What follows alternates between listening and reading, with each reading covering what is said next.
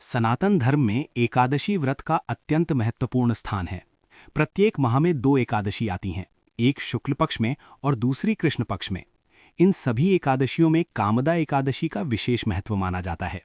यह व्रत विशेष रूप से पापों से मुक्ति और इच्छाओं की पूर्ति के लिए किया जाता है।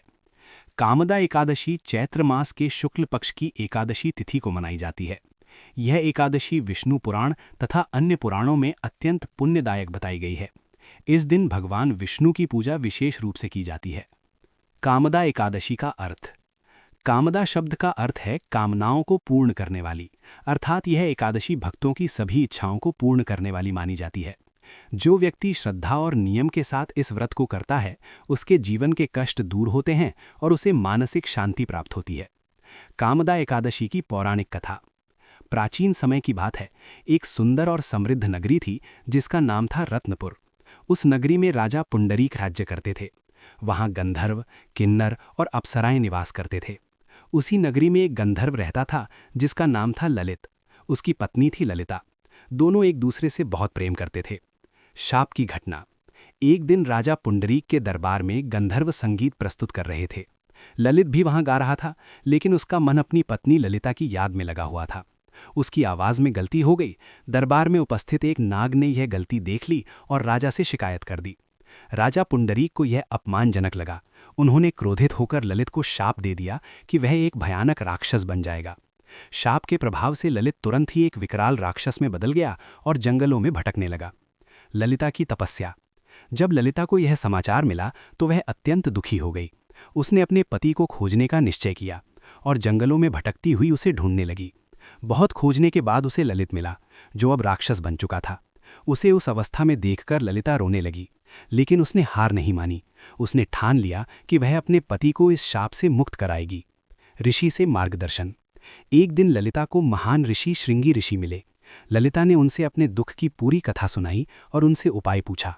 ऋषि ने कहा, हे देवी, यदि तुम चैत्र शुक्ल पक्ष की कामदा एकादशी का व्रत विधि पूर्वक करो और उसका पुण्य अपने पति को अर्पित कर दो तो वह शाप से मुक्त हो जाएगा।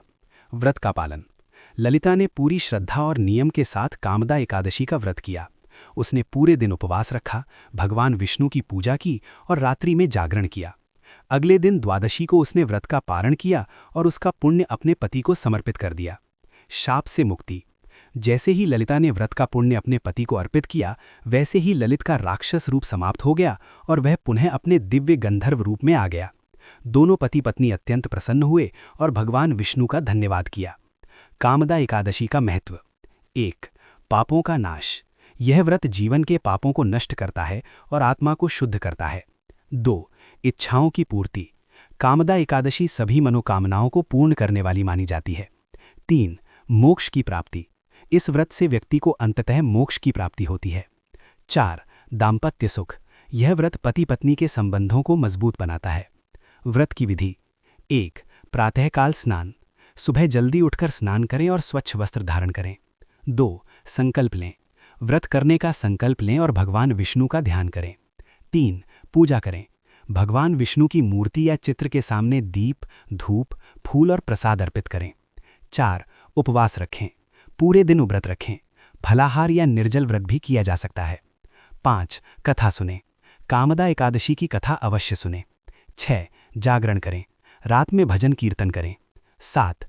पारण करें। द्वादशी के दिन व्रत का पारण करें। एकादशी व्रत का महत्व। एकादशी का महत्व। एकादशी व्रत भगवान विष्णु को अत्यंत प्रिय है। इसे करने से मन और शरीर शुद्ध होता है, पापों का नाश होता है, मानसिक शांति मिलती है। आध्यात्मिक महत्व। कामदा एकादशी हमें यह सिखाती है कि सच्ची श्रद्धा और भक्ति से असंभव कार्य भी संभव हो सकते हैं। ललिता की भक्ति और दृढ़ निश्चय ने उसके पति को राक्षस योनि से मुक्त करा दिया। निष्कर्ष।